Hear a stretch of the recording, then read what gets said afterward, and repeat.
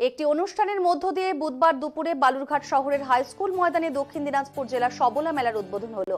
পশ্চিমবঙ্গ সরকারের মন্ত্রী বিপ্লব মিত্রের উপস্থিতিতে এই মেলার শুভ উদ্বোধন হয়।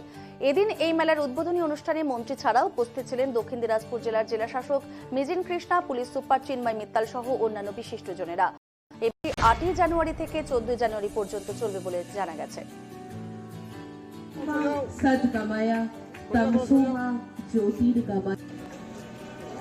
আমরা বরণ করে নিচ্ছি আসবার জন্য এবং একই সঙ্গে দক্ষিণ দিনাজপুর জেলা পরিষদের সম্মানীয় যে সমস্ত সদস্যরা বিনম্র অনুরোধ আপনারা একটু মঞ্চে চলে আসুন। আমরা